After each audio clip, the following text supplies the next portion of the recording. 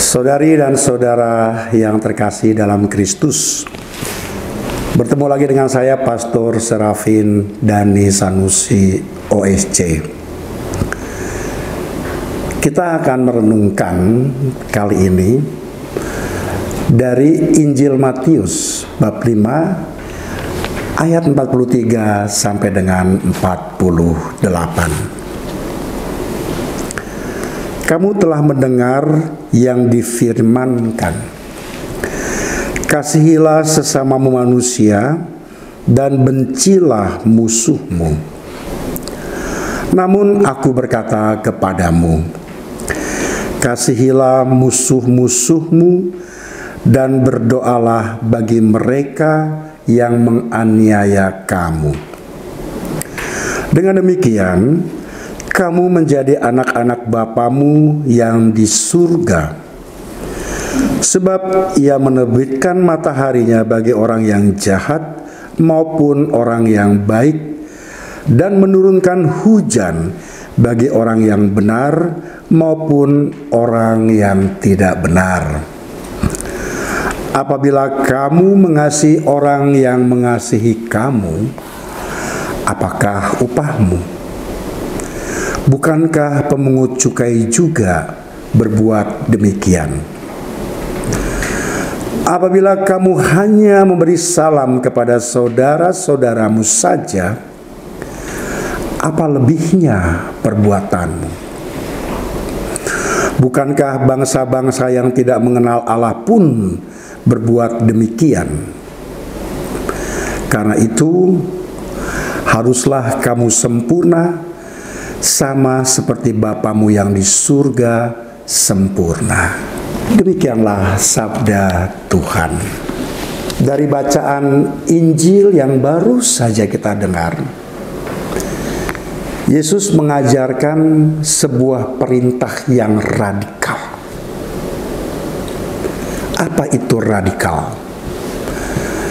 Radikal itu dari bahasa Latin radix, artinya akar. Sehingga Yesus mengajarkan sebuah perintah yang menyentuh pada akarnya. Bagaimana yang dimaksud dengan akarnya? Pertama, pada zaman itu orang punya prinsip mengasihi sesama dan membenci musuh. Tetapi Yesus ingin menyentuh pada akar kasih. Ini radikal namanya. Bahwa semua orang patut dikasihi. Entah dia sesamaku, entah dia temanku, bahkan dia musuhku. Perbuatan Yesus yang radikal inilah yang disebut sebagai perbuatan yang keluar dari zona nyaman kasih yang selektif. Artinya apa kasih yang selektif? Kadang-kadang kita mau mengasihi orang, kita lihat apa budinya dia buat saya. Apakah dia juga baik buat saya? Ada perhitungan hutang budi. Ada perhitungan untung dan rugi. Tetapi Yesus justru mengajarkan kepada kita, mari kita keluar dari zona nyaman kasih yang selektif. Kita ingin mengasihi baik mereka yang baik kepada kita, mereka yang mudah kepada kita, tetapi juga kita tetap mengasihi orang-orang yang sungguh-sungguh sulit dengan kita. Dan kita dipanggil untuk itu. Itulah panggilan yang menuntut kerendahan hati dan rahmat Tuhan. Saudari dan saudara yang terkasih, di tengah begitu banyaknya tantangan sosial saat ini, kita merasakan sungguh banyak saudara kita yang di PHK, banyak saudara kita yang sulit mendapatkan pekerjaan, bahkan mungkin beberapa di antaranya yang mesti berpikir, hari ini kami mau makan apa ya? Bisa jadi bingung bagaimana cara memberi makan anak-anaknya. Apalagi sekarang sudah mulai bulan-bulan pergantian sekolah. Ada orang tua yang berpikir, dari mana uang untuk melanjutkan sekolah anak saya? Itulah tantangan sosial kita pada saat ini. Tetapi justru dengan bacaan-bacaan Injil yang baru saja kita dengar, kita diminta untuk menghidupi kasih yang inklusif. Contoh nih, ada seorang umat dari paroki tertentu di Keuskupan Agung Medan ini. Dia berbagi pengalaman kepada saya. Pastor, ketika terjadi banjir dan longsor, waktu itu kami dari lingkungan dari paroki mengumpulkan bantuan untuk tetangga kami yang tertimpa musibah itu. Termasuk pada keluarga-keluarga yang non-Katolik. Awalnya mereka curiga terhadap kami. Waduh, jangan-jangan Kristenisasi nih. Waduh, jangan-jangan ada maunya nih. Waduh. Tetapi karena kami menjelaskan bahwa kami tergerak oleh belas kasih, dan kasih kami bukanlah kasih yang eksklusif, tapi kasih kami sungguh datang dari hati kami yang mendalam. Bahkan mereka sungguh berterima kasih. Kasih itu ditampilkan dengan sikap yang ramah dan tulus. Tindakannya sederhana,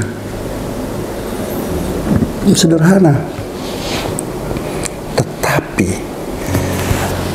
keramahan dan ketulusan itulah yang pada akhirnya dia bisa mendobrak sekat-sekat perbedaan.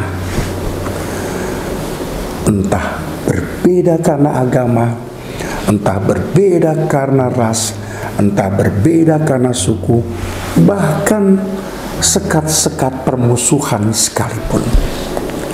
Itulah mengapa Yesus mengatakan,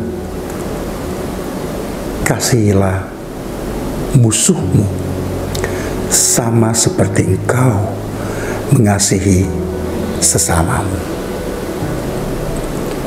Saudari dan saudara, ada 3 hal yang bisa kita lakukan dalam memenuhi perintah Yesus tersebut. Hal yang pertama dan hal yang paling mudah adalah berdoa. Apakah saudara dan saudari mau meluangkan waktu mendoakan mereka yang saat ini sedang tidak baik-baik saja sama saudara? Orang muda yang baru putus dengan pacarnya, contohnya nih, biasanya dengar namanya pun udah nggak mau,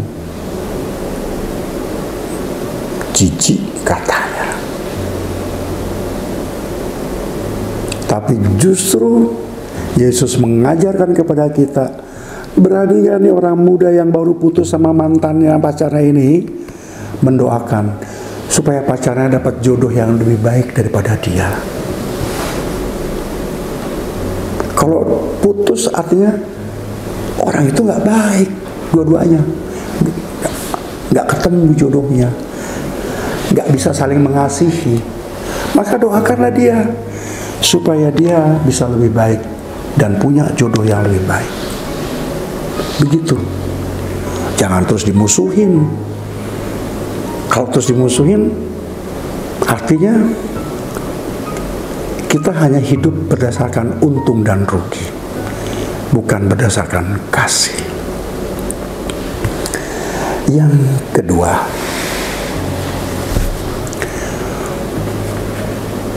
berani nggak kita membangun jembatan, bukan dinding pemisah,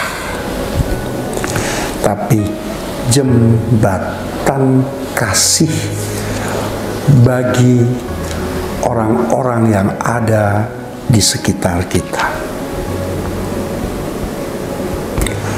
Jembatan kasih ini bisa kita tunjukkan dengan sikap yang terbuka, ramah,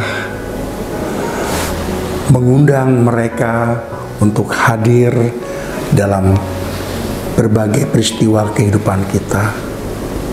Itulah jembatan. Tetapi kalau kita membangun tembok, membangun sekat, maka kita tidak akan pernah lagi punya kesempatan untuk berkomunikasi dan mengasihi. Di rumah juga, dalam keluarga, seringkali loh ada yang membangun sekat-sekat itu, tembok-tembok itu, karena sosial media.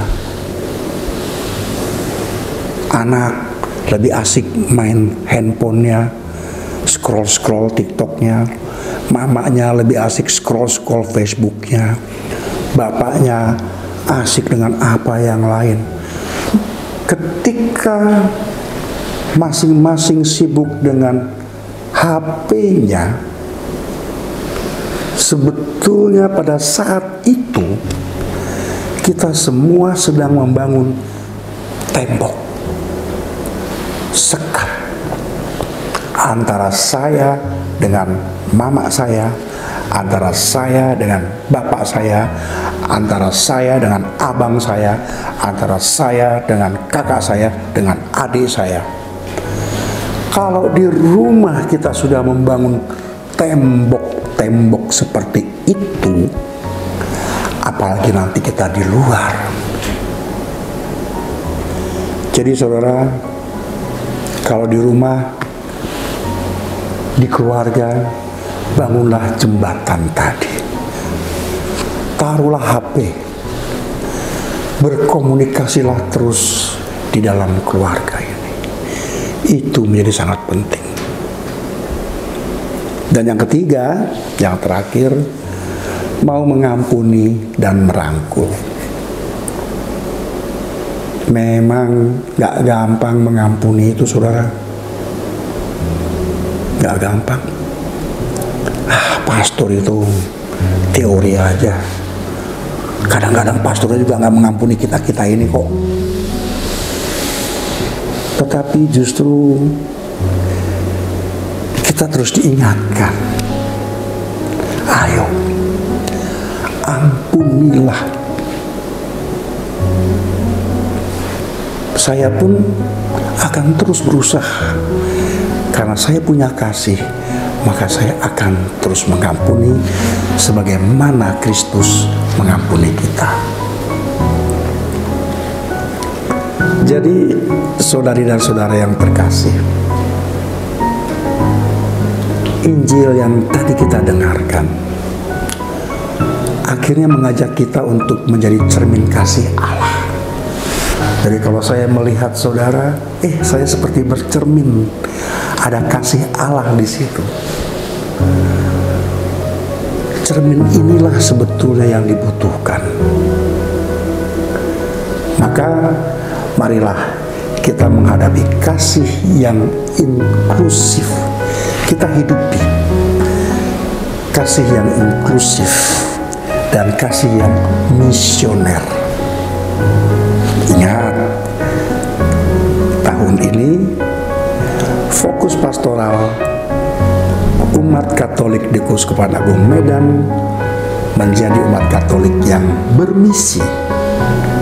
Oleh karena itu saudara, mari kita jadikan kasih sebagai misi kita, seluruh umat Katolik di Keuskupan Agung Medan. Tuhan memberkati kita semua.